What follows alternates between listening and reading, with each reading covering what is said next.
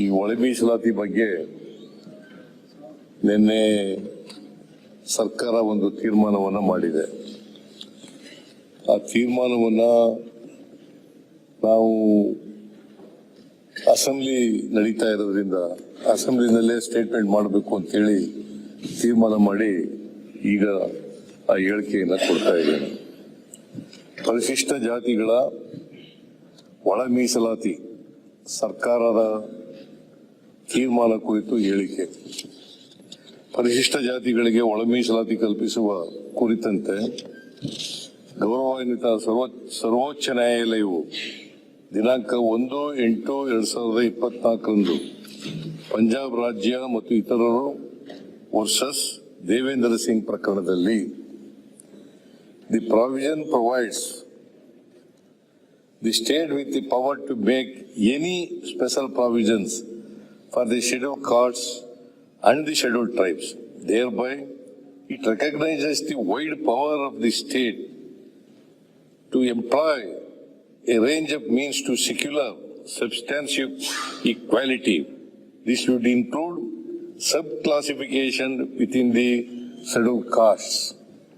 ಎಂದು ತೀರ್ಪು ನೀಡಿದೆ. ಅಂದರೆ ಪರಿಶಿಷ್ಟ ಜಾತಿಗಳ ಉಪವರ್ಗೀಕರಣ ಮಾಡುವ ಅಧಿಕಾರ ರಾಜ್ಯ ಸರ್ಕಾರಗಳಿಗೆ ಸಂವಿಧಾನಿಕವಾಗಿ ದತ್ತವಾಗಿದೆ ಎಂದು ಸ್ಪಷ್ಟವಾಗಿ ಹೇಳಿದೆ.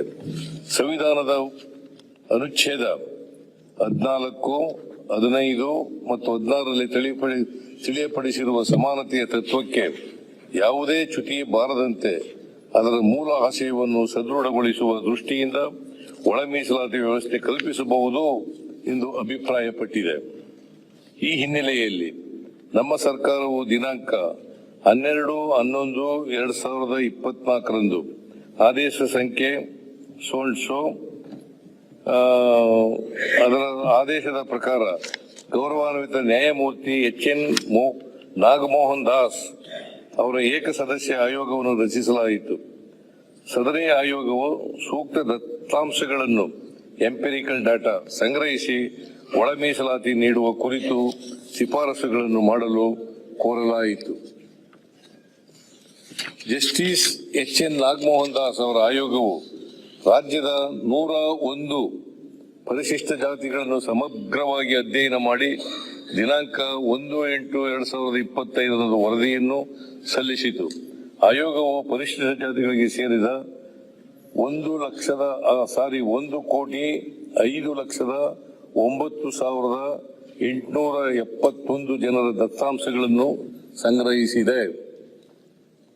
93% ಪರಿಶಿಷ್ಟ ಜಾತಿಗಳ ಜನಸಂಖ್ಯೆಯು ಈ ಸಮೀಕ್ಷೆಗೆ ಲಭ್ಯವಾಗಿದೆ. ಸಚಿವ ಸಂಪುಟವು ಈ ವರದಿಯನ್ನು ಕೂಲಂಕಷವಾಗಿ ಪರಿಶೀಲಿಸಿದೆ. ದಿನಾಂಕ 19/8/2025 ನಡೆದ ಸಚಿವ ಸಂಪುಟದಲ್ಲಿ ಜಸ್ಟಿಸ್ ನಾಗಮೋಹನ್ ದಾಸ್ ಅವರ ಶಿಫಾರಸುಗಳನ್ನು ಕೆಲವು ಮಾರ್ಪಾಡುಗಳೊಂದಿಗೆ ಅಂಗೀಕರಿಸಿದ್ದೇವೆ. ಎಡಗೈ ಸಂಬಂಧಿತ ಜಾತಿಗಳೆಂದು ಆಯೋಗವು ಗುರುತಿಸಿರುವ ಸಮುದಾಯಗಳಿಗೆ 6% ಒಳ ಮೀಸಲಾತಿ ಕಲ್ಪಿಸಲು ತೀರ್ಮಾನಿಸಿದ್ದೇವೆ. ಜಸ್ಟಿಸ್ ನಾಗಮೋಹನ್ ದಾಸ್ ಆಯೋಗವು ಪರಯ, ಮೊಗೇರ ಮುಂತಾದ ಬಲಗೈ ಸಂಬಂಧಿತ ಜಾತಿಗಳನ್ನು ಎಡಗೈ ಸಂಬಂಧಿತ ಜಾತಿಗಳ ಜೊತೆ ಸೇರಿಸಲಾಗಿದೆ ಎಂಬುದನ್ನು ಗಮನಿಸಿದ ಸಚಿವ ಸಂಪುಟವು ಈ ಜಾತಿಗಳನ್ನು ಬಲಗೈ ಸಂಬಂಧಿತ ಜಾತಿಗಳ ಜೊತೆ ಸೇರಿಸಿ ಬಲಗೈ ಸಂಬಂಧಿತ ಜಾತಿಗಳ ಸಮೂಹಕ್ಕೆ 6% ಮೀಸಲಾತಿ ಕಲ್ಪಿಸಲು ತೀರ್ಮಾನಿಸಿದ್ದೇವೆ. ಇದರ ಜೊತೆಯಲ್ಲಿ ಆದಿ ಕರ್ನಾಟಕ, ಆದಿ ಆಂಧ್ರ, ಆದಿ ದ್ರಾವಿಡ ಗುಂಪುಗಳಲ್ಲಿನ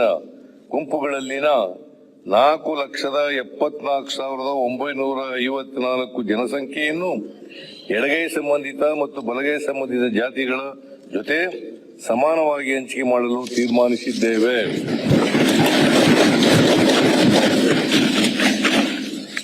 ಸ್ಪೃಶ್ಯ ಜಾತಿಗಳ ಗುಂಪಿಗೆ ಜಸ್ಟಿಸ್ ನಾಗಮೋಹನ್ ದಾಸ್ ಅವರು 4% ಮೀಸಲಾತಿಯನ್ನು ಶಿಫಾರಸು ಮಾಡಿದ್ದರು.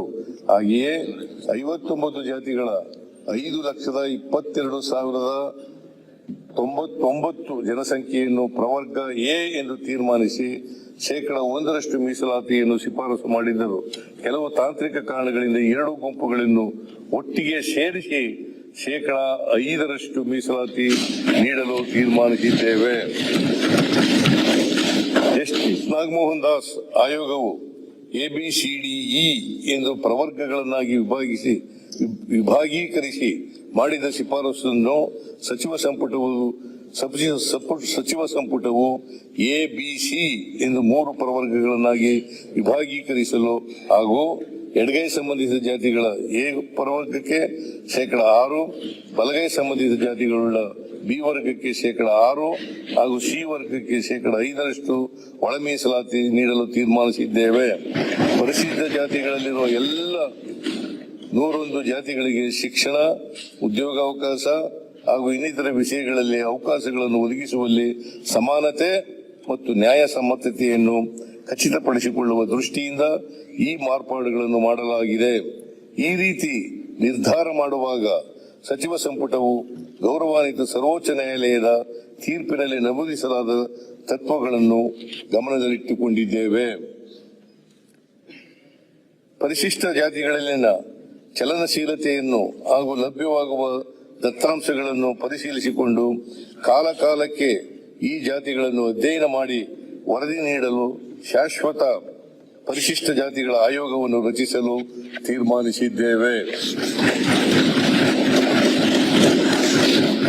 ಒಳ ಮೀಸಲಾತಿಯ ಕುರಿತಂತೆ ಆದೇಶ ಹೊರಡಿಸಿದ ಕೂಡಲೇ ನೇಮಕಾತಿ ಪ್ರಕ್ರಿಯೆಗಳನ್ನು ಪ್ರಾರಂಭಿಸಲು ಹಾಗೂ 1 ಬಾರಿಗೆ ವಯೋಮಿತಿ ಸಡಿಲಿಸಲು ತೀರ್ಮಾನಿಸಿದ್ದೇವೆ.